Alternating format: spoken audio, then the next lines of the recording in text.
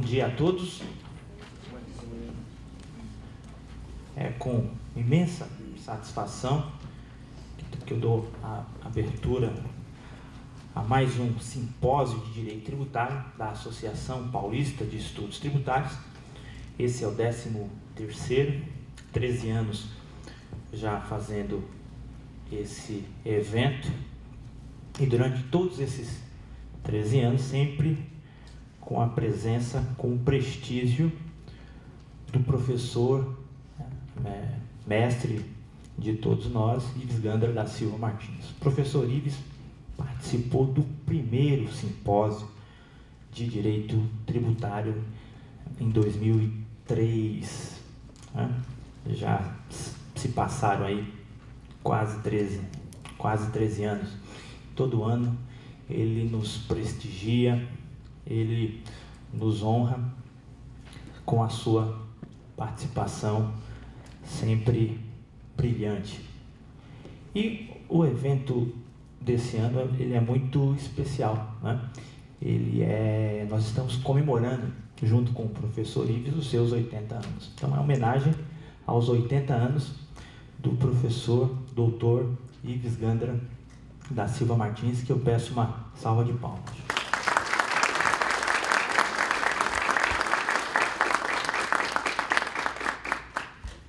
Dito isso, eu antes passo aqui a palavra ao meu amigo, irmão, professor Fernando Faculdade Scaff, professor da USP e atual tributarista de destaque dessa entidade, para fazer, antes da conferência do Dr. Ives, fazer alguns comentários e entregar uma placa simbólica em homenagem ao professor Ives.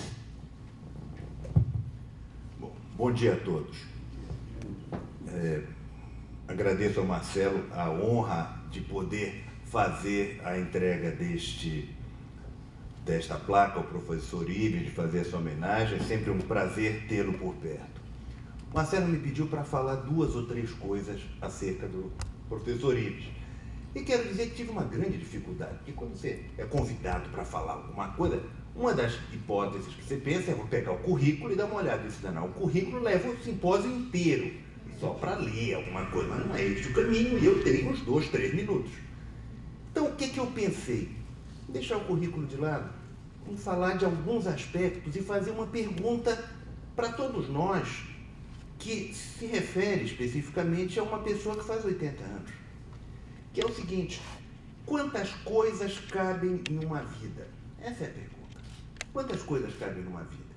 Então, olhando não só o currículo, mas a trajetória, o verdadeiro, não o currículo impresso, mas o currículo vitae do professor Ives, a gente vê muitas coisas. Uma das coisas, por exemplo, é a sua atuação como advogado tributarista. Podem não saber, mas a OAB dele é a 11.178. Qual é a OAB de vocês mesmo aqui em São Paulo? Passou dos 200, 300 mil, alguma coisa. Pronto. O professor Ives tem mais de 50 anos de advocacia, tá certo? 56 anos de advocacia, segundo declarou tempos atrás. Não dá para falar de direito tributário, da advocacia tributária, sem falar de Ives Gandra. Então, aqui é uma coisa que cabe nos 80 anos de Ives. Outro aspecto: Ives, escritor. Não só escritor de livros jurídicos, escritor de uma pleiade de livros, romances, etc. Isto é uma questão que também cabe em 80 anos de vida. Ou seja, ele tem, segundo informações, 81 livros. 81. Não é que ele participou de 81. 81 nos quais ele escreveu, coordenou, coautor, é uma outra coisa. 81 livros, 80 anos de vida, professor. Outro aspecto: professor Ives, enquanto advogado, enquanto professor. Uma coisa é ser advogado, outra coisa é ser escritor, outra coisa é ser professor. Bom, eu fui aluno do Ives no Centro de Estudos de Extensão Universitária há algum tempo atrás. Digamos que eu até tivesse algum cabelo na época, mas há um tempo também. Bom, só uma coisa, não vou dizer de onde é que ele é professor. Bom, professor emérito do Mackenzie, professor honoris causa pela PUC do Paraná, pela FMU, pelo Centro Universitário Fiel, várias honrarias internacionais. Então, Ives também enquanto professor. Alguns outros aspectos.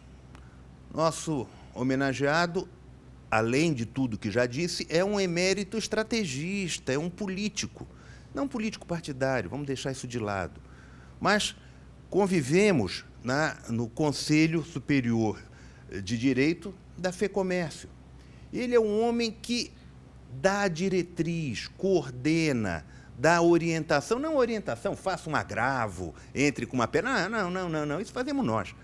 Ele é o cara que vai dizer para as classes empresariais qual é o caminho a seguir. Isso é uma estratégia. Este é um dado político que vai dirigir a sociedade organizada para um determinado caminho. Este é um aspecto que também cabe nessa homenagem como referência ao professor Ives. Professor Ives, poeta, ou seja, livros de poesia. Tenho já o prazer de compulsar livros da sua autoria neste sentido de poesia, que poucos conhecem. Mais dois. Ives, pai de família, casado há muitos anos com a mesma esposa, vários filhos, família unida, netos, e nos vários filhos um registro até, todos bem colocados, todos bem criados, sem dúvida nenhuma, mas até um ministro do Tribunal Superior do Trabalho, com o mesmo nome do professor Ives, faz parte da família. Ou seja, é uma outra dimensão desta prolífica vida. E, por fim, para a gente não tornar longo, tá certo? Porque tem aquele ditado que diz, seja breve e agradarás, esse é um pedaço importante, e eu tento seguir isto. O último registro que eu poderia fazer agora, poderia fazer muitos mais, mas vou me parar por aqui, é o Ives amigo. Vocês acabaram de observar, acabou de chegar aqui, todos velhos amigos, todos grandes amigos, chamam um pelo nome, fala do outro. Fui aluno do Ives há algum tempo atrás, ficamos algum tempo sem nos ver, posteriormente, por várias razões geográficas, viagens, etc. Quando encontrei, lembrava meu nome, falava, mesma releitura do que fizemos ou tínhamos feito há muito tempo. Ano passado, aqui, quando recebi a homenagem das mãos do professor Ives, dada pelos colegas da PET, tributarista de destaque do ano passado, o que é que ele fez? Fez questão de lembrar, Scaff, meu aluno, tivemos juntos em várias ocasiões, isso, e vai desfiando. Então, não é apenas o Ives, meu amigo, é amigo dos amigos, amigo com pluralidade e amigo de diversos, que possui diversos pontos de vista entre as suas amizades, ou seja, não é sectário neste sentido, e sim muito plural. Portanto, e encerrando essas palavras, quero dizer, professor, que quantas coisas cabem em uma vida em 80 anos? Depende muito de como essa vida é vivida. Quero dizer que, pelo que vejo, pelo que vemos, a sua vida é uma vida prolífica e que merece esta e muitas outras homenagens de todos nós da comunidade jurídica. Meus parabéns.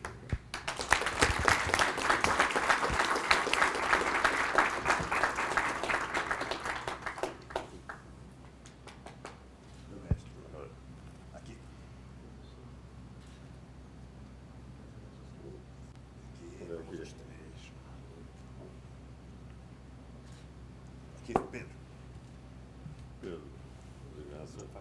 Nós somos.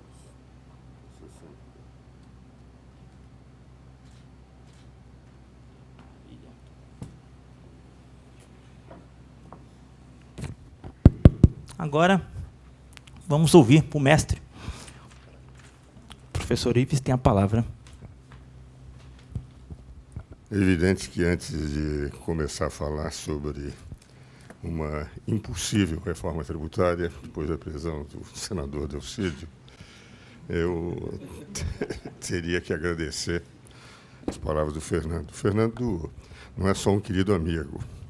Quando nós chegamos aos 80 anos, nós recebemos muitas homenagens pelos 80 anos, mas também reconhecemos, me dizia o velho Miguel Reale, meu amigo, com quem tinha uns livros escritos, meu professor na faculdade, que também era seu amigo, não é, Fernando? que nós temos sempre mais uma visão de conjunto, mas os jovens, com a tecnologia moderna, estão muito à frente de nós. E hoje eu estou convencido que todos estão muito à frente e apenas nós acrescentamos o currículo, mas aprendemos muito com aqueles que hoje exercem o magistério. E o Fernando é, indiscutivelmente, desde os tempos do Centro de Estudo, uma pessoa diferenciada no campo do direito tributário. Professor de 2 universidades importantes do Pará, na Universidade de São Paulo. Acompanhamos, temos trabalhos, livros escritos juntos, mas o Fernando marca a sua posição com muita elegância, mas com muita incisividade em toda a análise do direito tributário, ao ponto de, quando temos pareceres conflitantes, eu fico extremamente preocupado, porque eu sei que os argumentos dele serão argumentos poderosos. Então, eu fico muito grato. Gostei dele fazer a lembrança da minha mulher, que é minha colega de classe.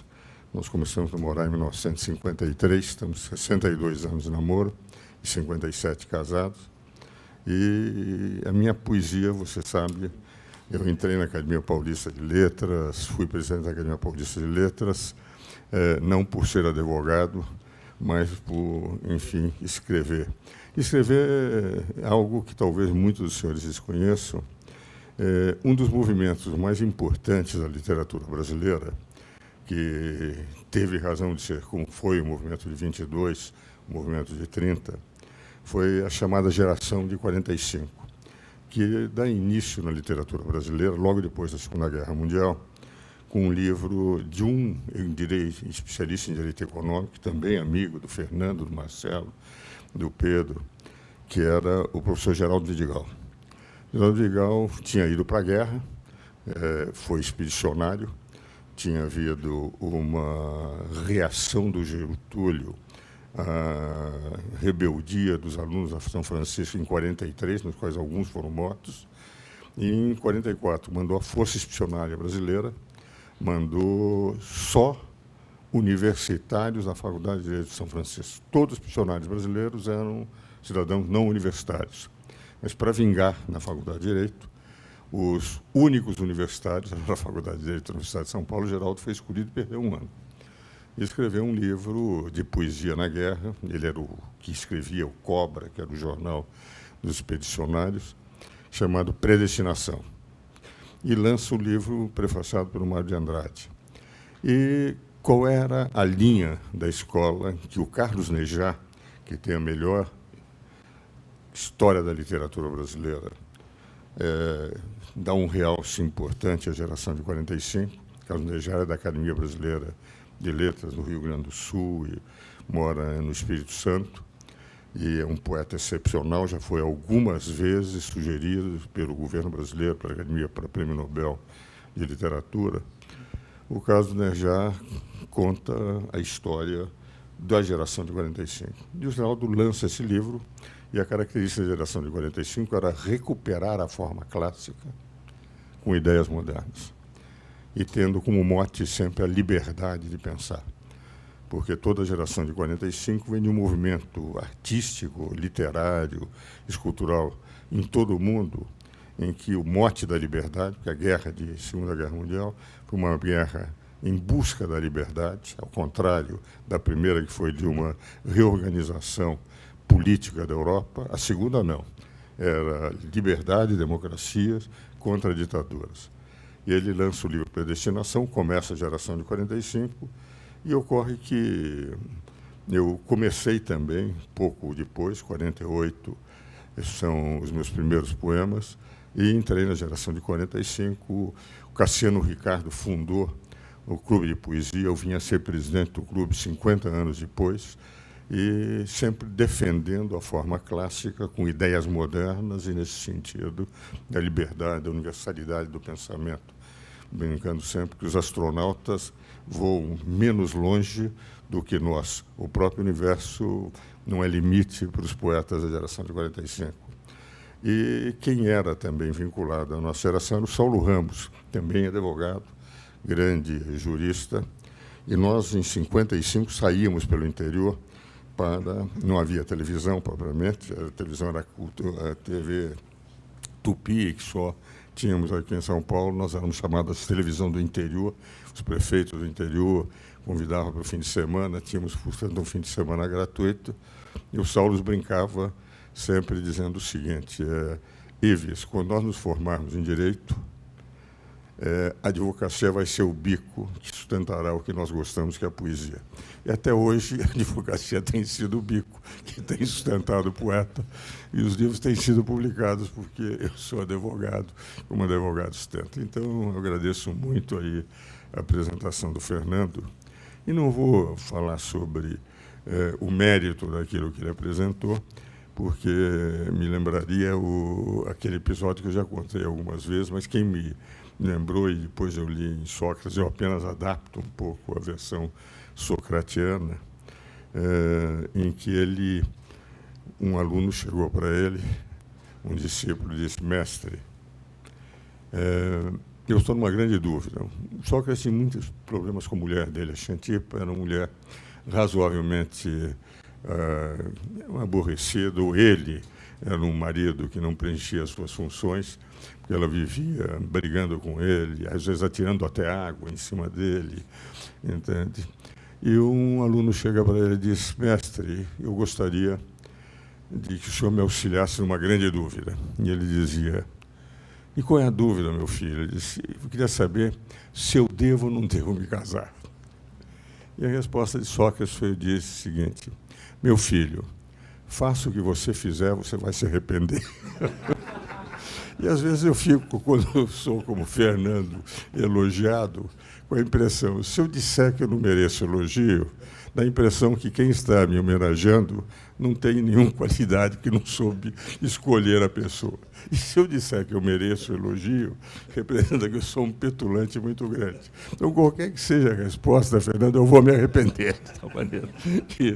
Mas eu fiquei extremamente sensibilizado com você, Marcelo, com a sua apresentação, com a sua, Pedro. Vamos agora ao trabalho.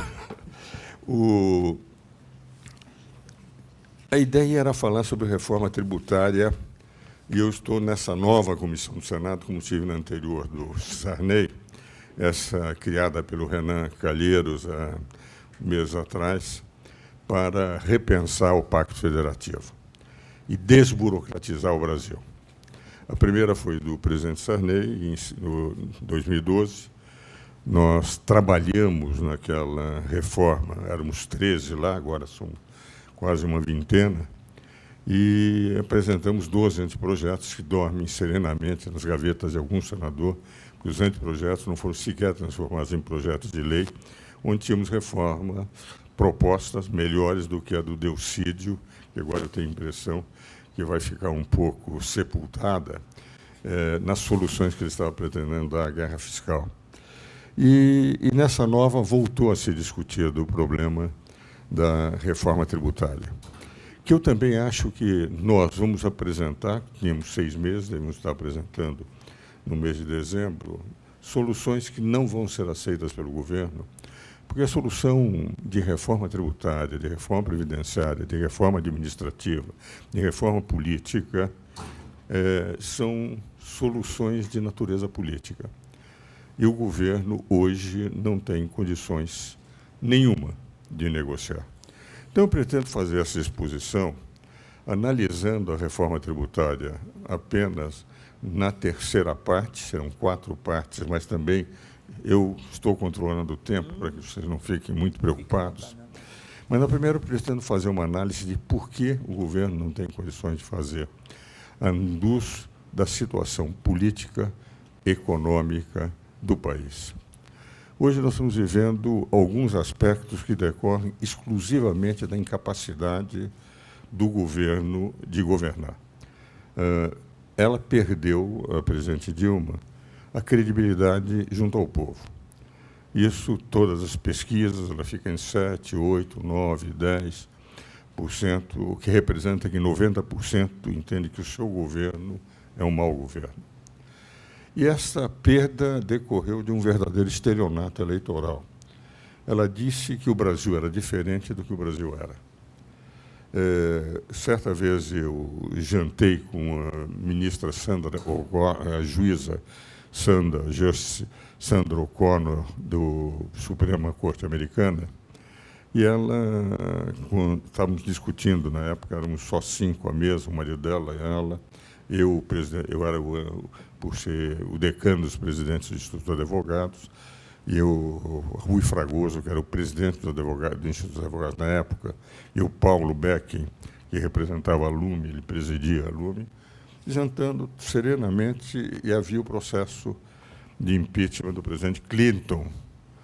Eu fiz para ela e disse: doutora Sandra O'Connor, eu gostaria de saber da senhora o seguinte: se por acaso houver um impeachment e isto chegar à Suprema Corte num recurso do presidente Clinton, a senhora daria, manteria ou não manteria o impeachment? Eu estou colocando, sei que a senhora não vai responder. Eu disse: não, vou responder. E vou responder, professor, ela me chama de professor Martins, vou lhe responder, professor Martins, por uma razão. Eu manteria o impeachment. Esse homem não pode governar os Estados Unidos. Eu olhei: mas a senhora não acha que está indo bem a economia americana? Foi um período do Clinton excelente para a economia americana. E ela disse: não é esse o aspecto. Professor Martins, um presidente da República representa a nação. Ele é o espírito na nação. Quando se elege um presidente, ele tem que estar acima de qualquer suspeita. Um presidente não pode mentir. E ele mentiu para a nação. Ele mentiu que não tinha tido relações com aquela menina e ele teve relações sexuais com aquela moça. Esta mentira não permite mais que esse homem represente, que o mentiroso não pode ser presidente dos Estados Unidos. Isso Sandra O'Connor, que foi ministra, juíza até recentemente, com 75 anos ela saiu, estava com câncer, nem sei se é viva ainda. Agora, a nossa campanha eleitoral não foi uma mentira de uma relação sexual que não teve nenhuma implicação no poder econômico, poder político, que não prejudicou em nada, digamos, o andar administrativo, econômico e político. Embora absolutamente censurável, não teve reflexos na administração dos Estados Unidos. Agora, essa mulher mentiu o tempo inteiro na campanha.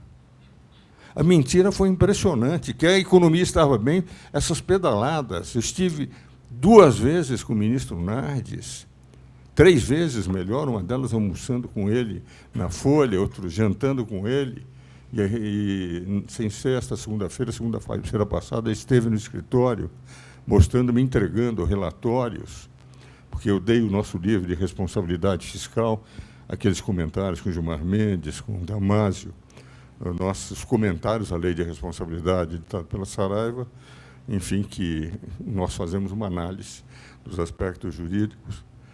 Ela dizia que estava bem e mentia, porque esses empréstimos eram feitos sem poder fazer, porque violavam a lei de responsabilidade fiscal.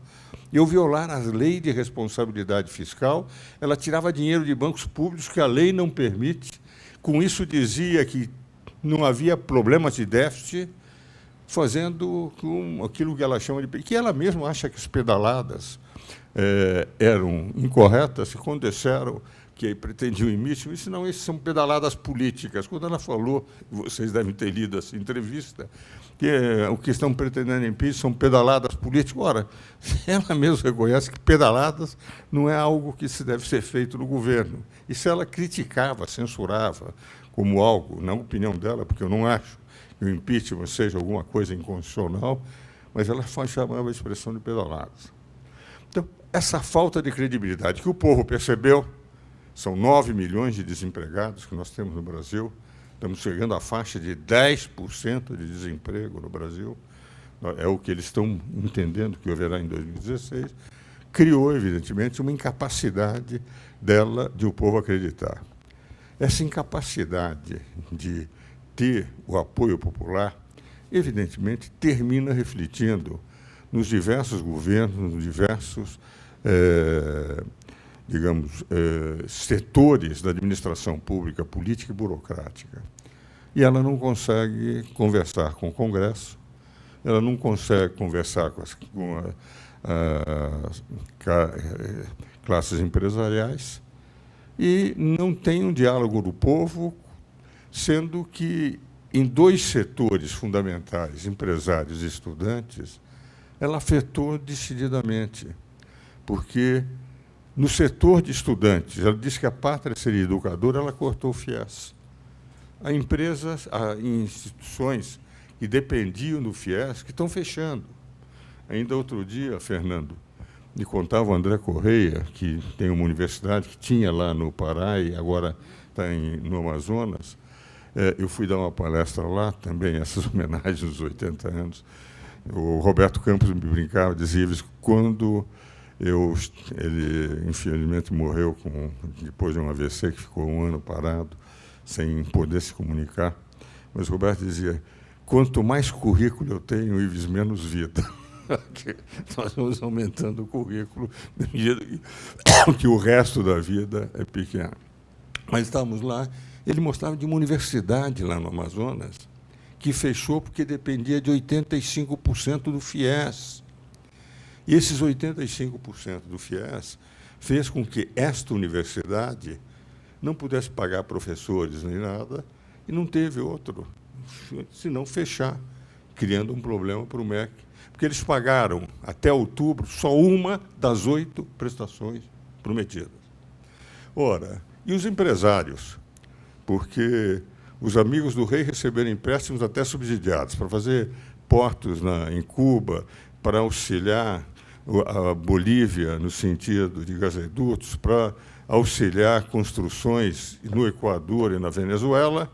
Nós subsidiávamos empresas brasileiras para não ter que passar a aprovação pelo Congresso, emprestando no Brasil, essas empresas com juros subsidiados faziam. Então, para fazer um porto no Brasil, ficava muito mais caro do que fazer um porto em Cuba, porque aqui teria que se pagar os juros de mercado. E lá se pagavam os juros que eles consideravam internacionais subsidiados. E que a empresa poderia aplicar lá ou aplicar aqui, porque o dinheiro é fungível, entende? Como dizia, não wallet, não cheira, e também tem os seus caminhos. E os empresários, percebendo isso, a falta de plano e um ajuste fiscal que não era sobre a máquina estatal, mas sobre a classe social, porque o que é ajuste? É aumento de tributos. Qual é o ajuste fiscal que ela tem? Qual é a redução da máquina? 113 mil comissionados não concursados para as funções que estão exercendo. Pode haver concursados em funções menores, que são não concursados quando eles são chamados para funções maiores. 113 mil, quando, segundo o Estado de São Paulo, no dia 3 de janeiro de 2015, o Obama tem 4 mil. A Merkel, na Alemanha, estou falando de PIBs maiores que o Brasil, 600.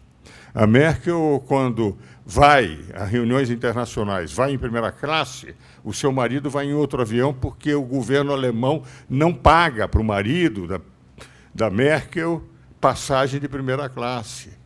E nós aqui, 113 mil amigos do rei, amigos que, evidente, sabendo que, quando o rei cair, fazem o que nós estamos vendo, essa podridão nos porões brasilienses, em que, a cada dia, em cada novo nome da operação, vai se percebendo.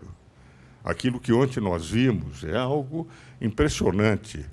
Lendo, eu li, vocês devem ter lido, são 40 páginas, você deve ter lido também, Fernando. É algo impressionante. Quer dizer, como se eu for sustentar 50 mil, a família, vai a tornozeleira, deixa essa tornozeleira de lado quando chegar com o avião. Então, eles colocam a forma de como ele consegue fazer uma semidelação premiada, sair, não dizer nada do essencial, sair com a tornozeleira, ir para um aeroporto, tiram a tornozeleira, pegam o avião, e daí, quando a polícia chegar lá, já não está mais, porque o avião saiu. Então, é algo inacreditável num país que apodreceu do ponto de vista das pessoas, porque 113 mil não concursados, eles não têm nenhuma responsabilidade com o poder público. O concursado pode até não trabalhar com intensidade, mas ele prestou o concurso e sabe, ele vai depender daquilo para quando se aposentar. E, embora em todos os governos possa haver desvio, o concursado é um cidadão de carreira. Um concursado, não. Entrou por ser amigo de rei, ministro de Ciência e Tecnologia. Quem é? Os senhores sabem? Ninguém sabe dizer o nome. Mas também ele tem um currículo excepcional. Imagine que ele era líder da UNE. E, ao formar-se, por não ser a especialidade dele, porque como líder da UNE não podia estudar, não tinha tempo de estudar, ele montou um bar. Esse bar chama-se Barganha. E vivia do bar Barganha. Como ele é deputado e tem a possibilidade de trazer alguns que evitariam o impeachment, ele é ministro de Ciência e Tecnologia. Quando eu contei isso para dois professores, o Paulo Cunha e o Carlos Blanco, que são dois professores, um de Coimbra e outro de Direito Constitucional, eles não acreditam que você possa pôr um cidadão desse como ministro de Ciência e Tecnologia. Não é ministro de Relações Sociais, de Relações Estudantis, ministro de Ciência e Tecnologia. Então, na verdade, ela, para manter, em vez de fazer o ajuste fiscal sobre esta máquina, vamos enxugar a máquina. Diz, não, mas eu tenho despesas que são obrigatórias, previdência, mas eu não estou pedindo para fazer nesta, é naquelas despesas que poderia, ela não fez. E ajuste fiscal, aumento de tributos.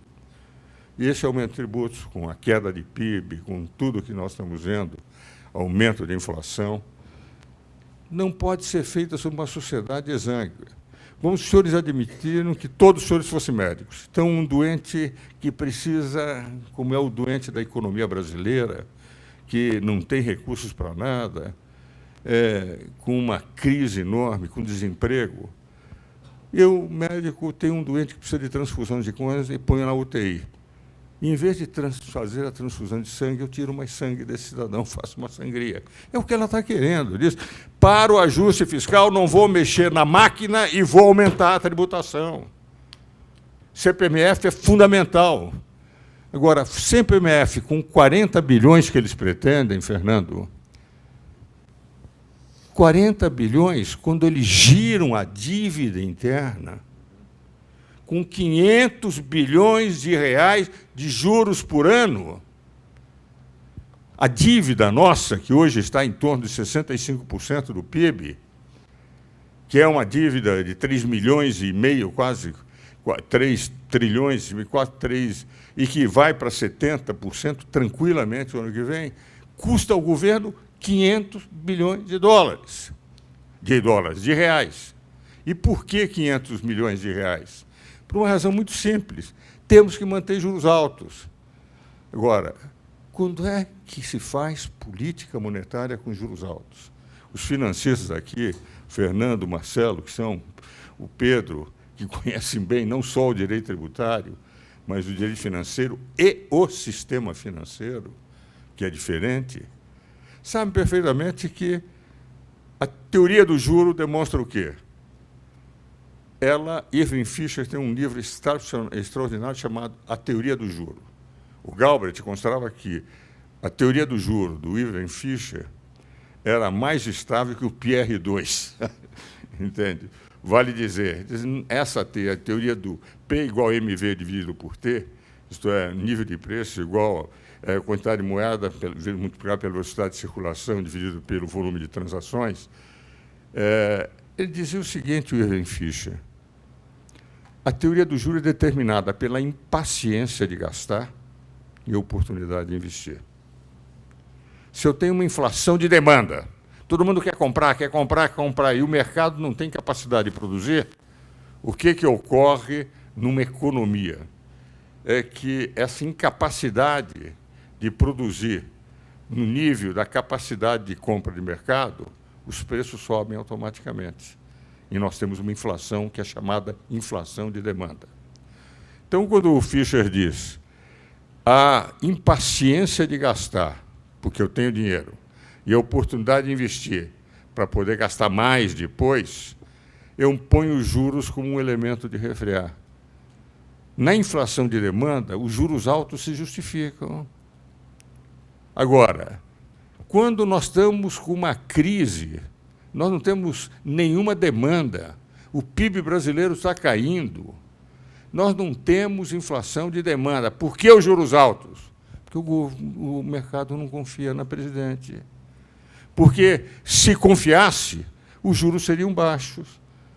Nos Estados Unidos, qual é os juros do governo? Paga 0,25.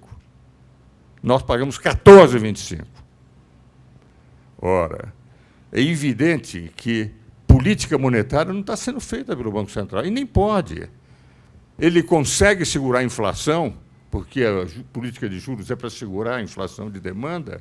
Não, a inflação está aumentando mês após mês, os juros estão elevados. Nessa reunião do Copom, pretenderam aumentar os juros em mais 2 vezes. Dos 8 conselheiros, 2 foram favoráveis ao aumento de juros, 6 é que preferiram manter na base 14,25, porque o governo não tem outra forma de segurar investimentos. E à medida que o Brasil vai caindo nas agências de rating, mais investidores querem sair do Brasil, brasileiros e estrangeiros. Então, eu mantenho os juros elevados para tentar fazer com que esses continuem no Brasil, na medida em que a inflação está subindo e a política monetária não segura. Sem política monetária, com inflação elevada, com PIB baixo, falta de credibilidade do governo, ajuste fiscal sobre a sociedade e não sobre a estrutura governamental, e sem nenhum projeto Brasil, o Brasil se tornou ingovernável. Não tem condições, porque o governo não dialoga com o Congresso. O governo, digamos, a expressão talvez seja um pouco violenta, mas vocês dão a conotação que quiserem, compra a adesão de deputados com emendas, destinaram, há 1 ou 2 meses atrás, 700 milhões de reais para fontes luminosas de deputados, a fim de garantir pelo menos 171 deputados contra o impeachment. Então, nós estamos com uma ingovernabilidade total. Ora, isso nos levaria a examinar como é possível, num governo que não tem credibilidade, não tem apoio popular, não sabe dialogar com o Congresso e está com um desventrar permanente da corrupção. Cada dia nós encontramos mais podridão, parece até a barragem da Mariana, entende, que não segura mais, que aquilo vai avançando, avançando. O que nós estamos, efetivamente, sem governabilidade no Brasil. Sem governabilidade, não podemos fazer reforma. Reforma trabalhista era fundamental para podermos ter competitividade internacional. A previdenciária, porque daqui 2, 3, 4, 5 anos, o furo da Previdência, principalmente a Previdência Oficial, que é maior do que a Previdência do regime geral. A reforma administrativa, como reduzir essa máquina burocrática. A reforma do judiciário, um país que tem 100 milhões de ações para 200 milhões de habitantes e tem em torno de 20 mil magistrados. É evidente que tudo isso teria que ser repensado, mas com um governo que tivesse autoridade. Isso me leva, já que o tema é reforma tributária, voltar mais olimpicamente, utopicamente, e como eu sempre gostei de fazer poesia, liricamente sobre reforma tributária, porque nós estamos falando sobre algo que é um wishful thinking nesse momento.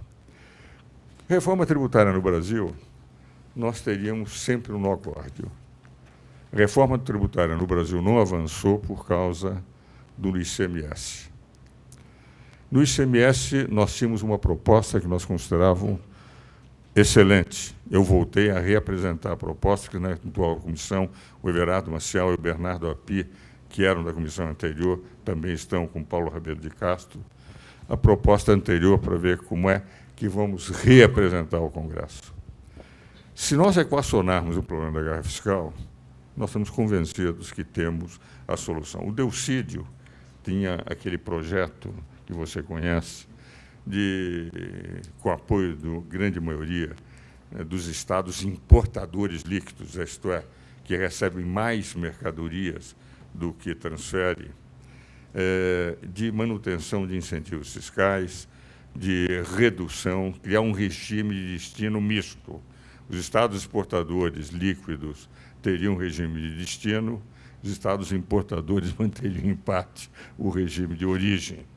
E projeto que foi criticado, vieram diversas soluções, chegaram a fazer um acordo de um convênio pelo qual dependeria de a União ter recursos para compensar os estados perdedores líquidos.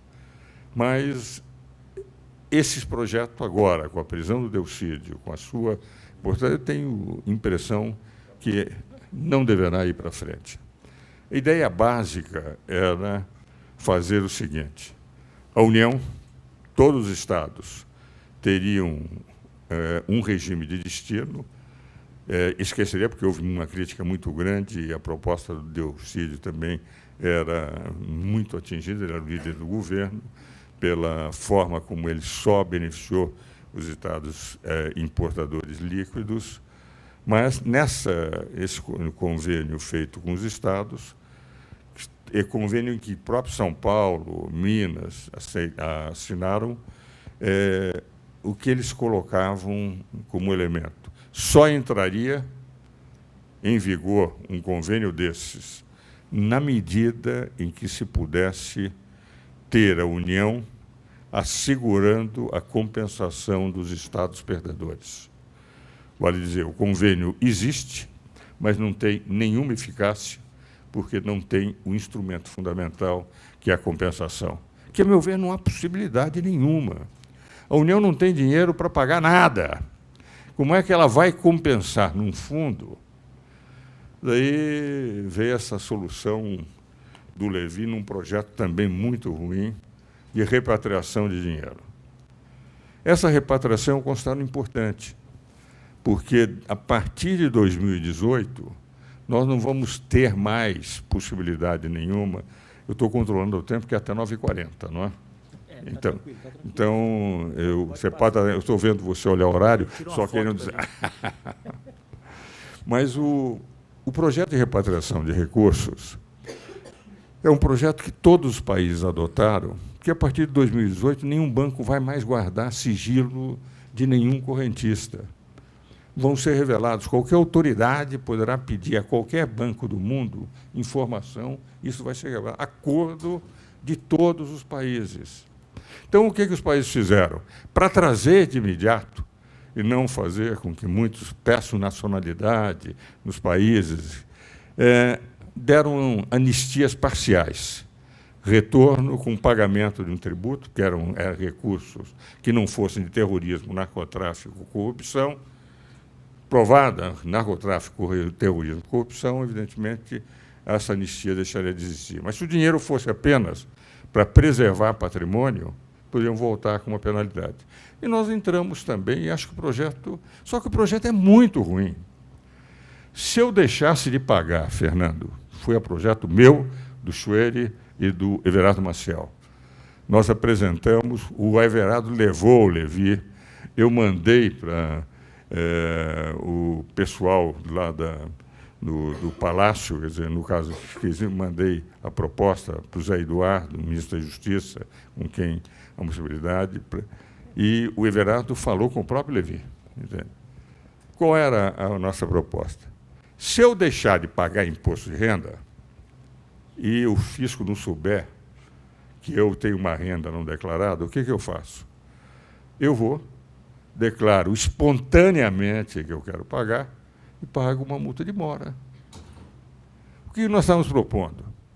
Em vez dos 35%, que era a proposta original deles, pagar 27,5% e mais o máximo de 20% de multa sobre os 27,5%, que daria 33% aproximadamente.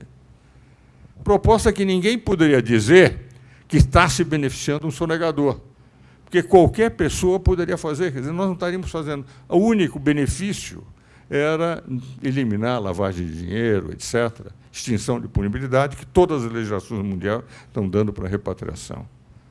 O governo não, disse, não, fazer um imposto de 15%. Então, já cria um aspecto negativo. Quer dizer, o contribuinte bom que pagou na época pagou 27,5%, esse vai pagar só 15%. E cria uma multa de regularização que não tem nenhum perfil jurídico.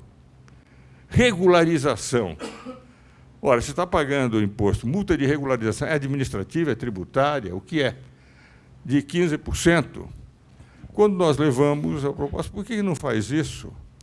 Eu disse, não, mas é que este fundo vai financiar a compensação dos estados perdedores numa reforma tributária do ICMS, que é isto que eles estão defendendo. Que é uma ideia, enfim, que não faria jus ao conselheiro Acácio, ele teria ideias melhores no seu romance. Porque veja o seguinte, compensação de estados que vão perder ICMS até que eles regularizem, serão anos e anos.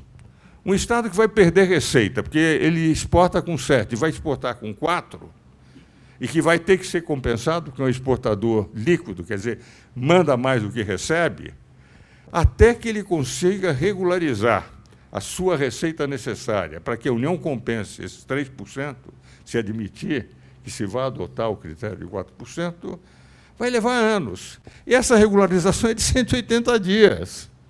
Entra de uma vez só. O argumento deles é que, se eles fizessem de outra forma essa multa de regularização, teriam que partilhar com estados e municípios. Olha, partilhar com municípios, porque 23% necessariamente iria para o estado. Ou 23,5%, os 47% que você... O resto iria para... O que seria ótimo para os municípios, porque os municípios também estão com dificuldades. Porque... Agora, não, mas aqui fica tudo, dessa multa ficará inteiramente para a União regularizar a situação.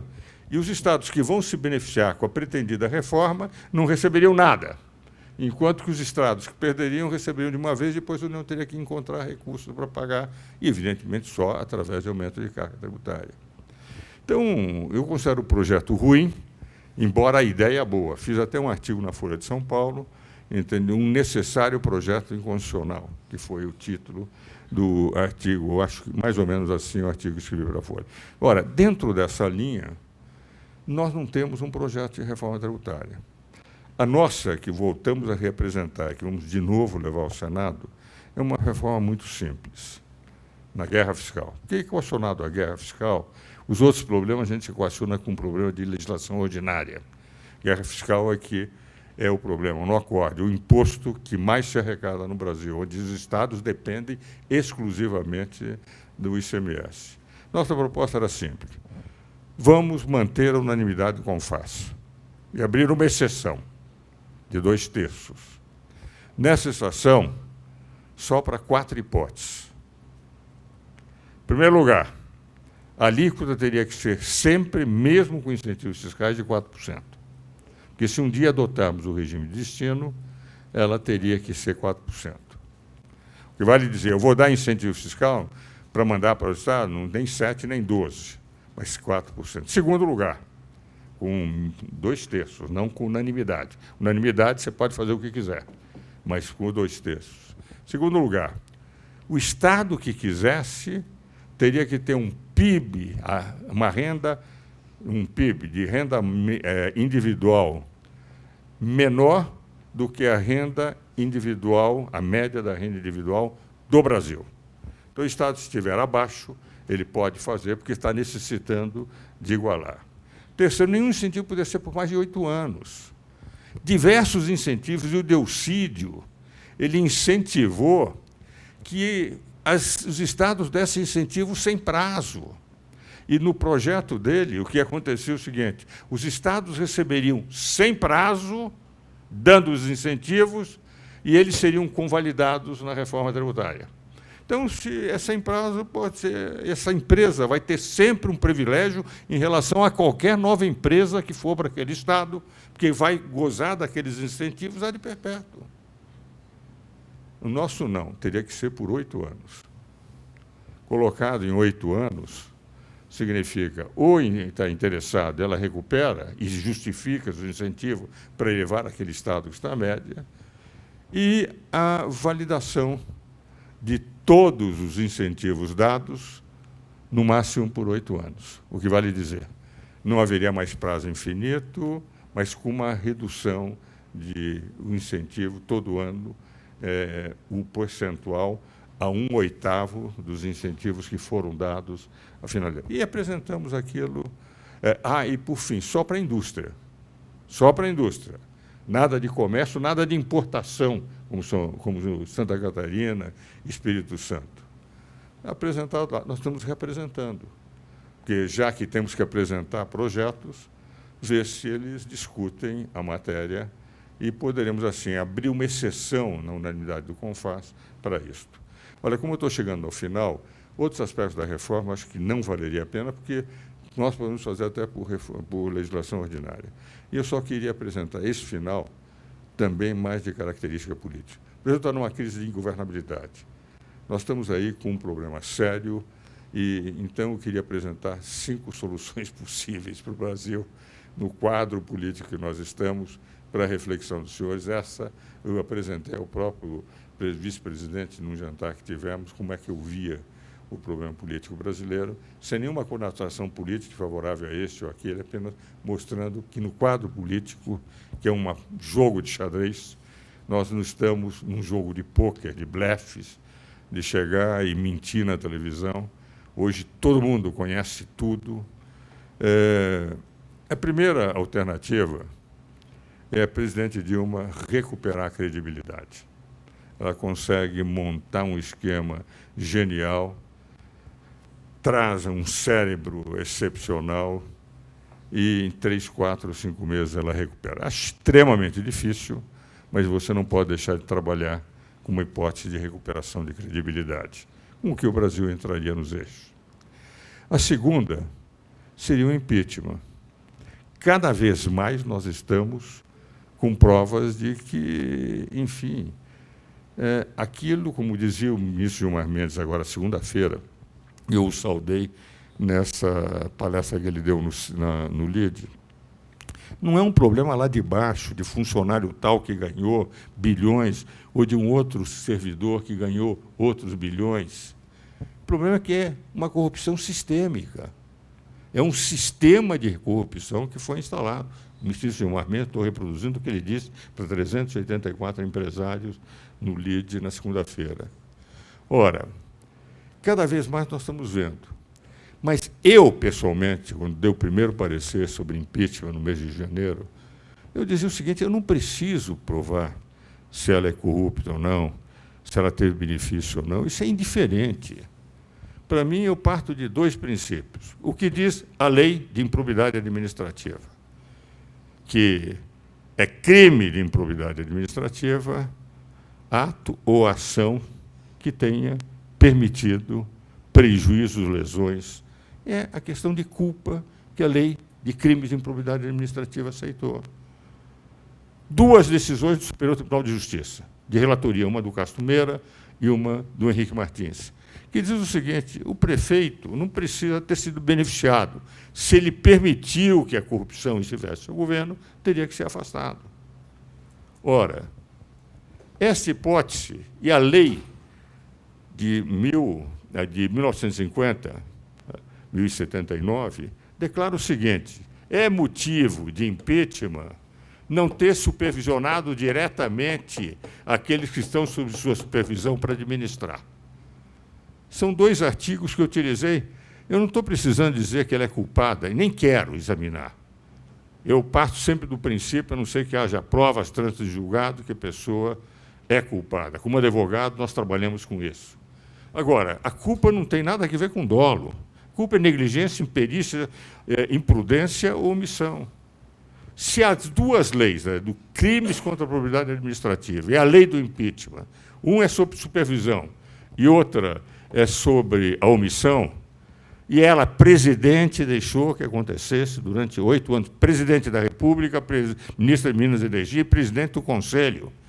E sobre essa Operação Passadena, quando ela declarou que, se ela soubesse, ela não teria feito. Ora, não é que se ela soubesse, ela teria que saber, porque eu não faço uma operação de bilhões de reais sem estudar em profundidade sendo presidente.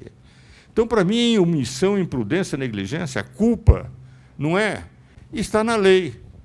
E o Bernardo Cabral, relator da Constituinte, Logo que saiu o meu parecer, ele fez 3 artigos no jornal A Crítica de Manaus, que é um jornal mais importante, creio eu, lá do Amazonas, e fez com que dissesse inteiramente de acordo.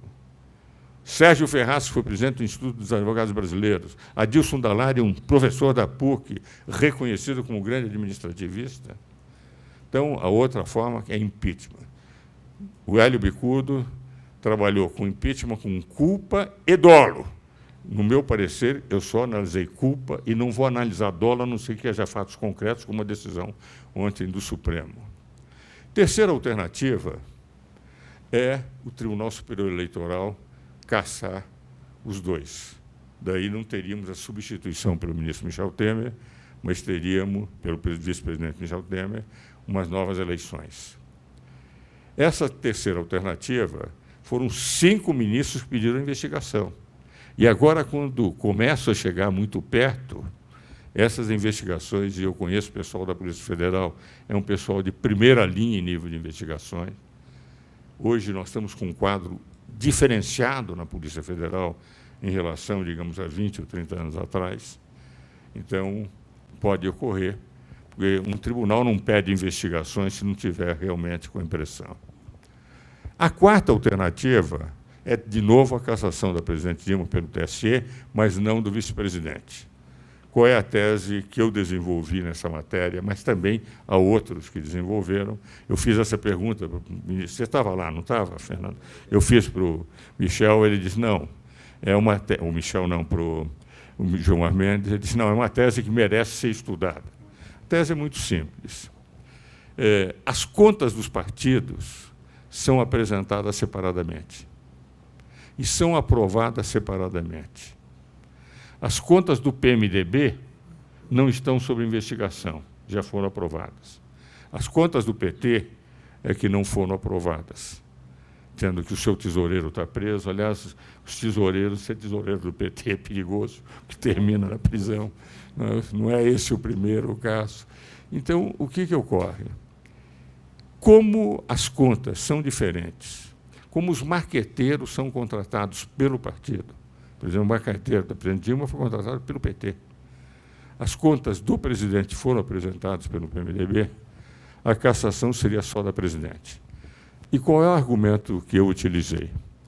Quando é considerado inelegível uma chapa de prefeito e vice-prefeito, governador ou vice-governador, mas, no caso, decisões em relação a prefeitos, o prefeito, a inelegibilidade do prefeito não atinge a inelegibilidade do vice-prefeito. Ele pode concorrer mesmo quando o tribunal. Ora, se nós avançássemos na tese da inelegibilidade, poderíamos atingir. E a quinta alternativa é não acontecer nada e o Brasil continuar como está. Então, a única coisa que nós teremos é saber, daqui a 3 anos, qual é o pior país do mundo, Brasil ou Venezuela, porque nós estaremos nesse caminho. São 5 alternativas que eu vejo e que nós vamos ter que trabalhar com todas elas. Como agora eu cheguei exatamente no limite do meu tempo, são 20 para as 10, eu quero terminar agradecendo muito ao Marcelo, a gentileza, as palavras do Fernando e essa demonstração nesses 13 anos. Todas as vezes que eu vi no meu seminário, no simpósio do nosso caríssimo Marcelo Magalhães Peixoto, que eu vi crescer, as primeiras publicações deles, eu estava do lado, acompanhando e admirando o crescimento do Marcelo, eu sempre tive presente. E ele tem a delicadeza de, todas as vezes em que eu vim, demonstrar com essa fidalguia extraordinária um carinho que terminou sempre me sensibilizando, desde o primeiro simpósio.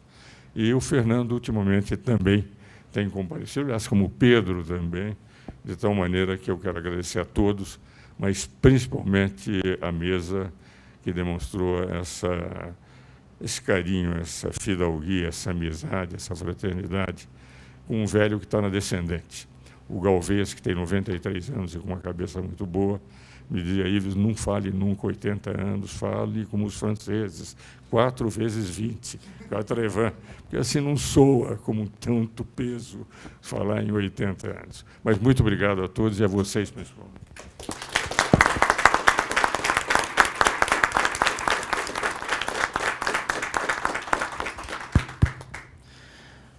Professor Ives, novamente agradecemos imensamente a sua disponibilidade, o seu carinho, o seu cuidado com a nossa entidade e principalmente as suas palavras, os seus ensinamentos.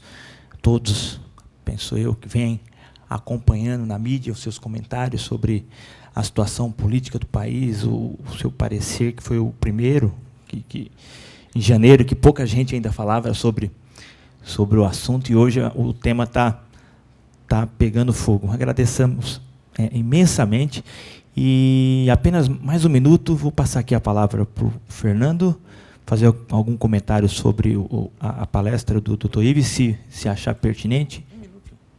Bom, um minuto apenas. Após essa vasta aula do professor Ives, eu só quero ponderar a vocês para confirmar o que eu comentei. Vocês viram?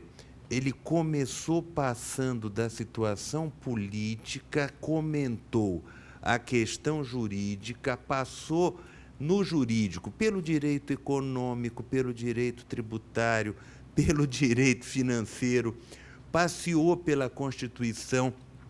Irving Fisher, economista de renome na área do Prêmio Nobel, inclusive recebendo. Ou seja, uma grande trajetória para chegar ao final e sem roteiro. Ele está ali falando direto. Eu estou aqui, estou na cola aqui, não tem roteiro. Aquele negócio do cara fazer um PowerPoint e ficar colando, tipo eu ali, não tem. Então, a história é... Ele acaba dizendo quais são as saídas do país. Você pode concordar, pode discordar, uma opinião colocada, respeitável, sem dúvida, mas nós temos que ver que tudo aquilo que comentei no início se comprova em poucos minutos de que nós ouvimos o professor Ives. Então, este registro merece ser feito para ele e para o Marcelo também, que congrega a todos nós e presta essa homenagem, do qual eu sou apenas um pequeno porta-voz. Muito obrigado. Eu agradeço.